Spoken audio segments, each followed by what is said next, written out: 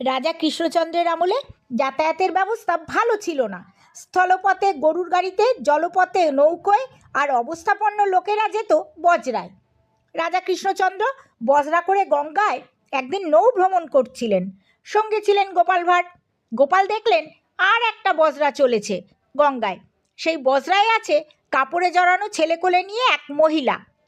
পরের দিন আবার রাজার বজরায় বসে গোপাল দেখলেন সেই একই মহিলাকে ছেলে কোলে নিয়ে বজরায় যেতে। পরপর কদিন এই দৃশ্য দেখার পর গোপালের মনে সন্দেহ হলো। তিনি রাজা কৃষ্ণচন্দ্রকে জানালেন তার সন্দেহের কথাটা। কয়েকদিন পর গোপাল দেখলেন মহিলাটি একটা ঘাটে বজরা ভিড়িয়ে বজরা থেকে নেমে ছেলে কোলে নিয়ে হেঁটে চলেছে। গোপাল রাজা কৃষ্ণচন্দ্রের অনুমতি নিয়ে সেই ঘাটে তাদেরও বজরা ভিড়োলেন আর দৌড়ে মহিলার কাছে হাজির হলেন। বললেন, হে হে হে হে, আপনার কাপড়ে জড়ানো ছেলেকে একটু দেখতে চাই।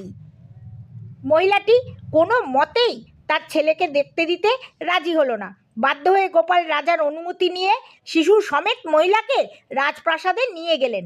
রাজপ্রাসাদে পরিচারিকাদের দিয়ে ছেলেটিকে ছিনিয়ে নিয়ে দেখা গেল কাপড়ে জড়ানো হিরে জহরত আর সোনার গয়না ছেলে নয়, ছেলের আড়ালে চলছিল প্রতিদিন চোরাই মালের পাচার। ধনরত্নগুলো রাজা কৃষ্ণচন্দ্রের রাজকোষে জমা পড়ল আর গোপাল তার কাজের জন্য হলেন পুরস্কৃত।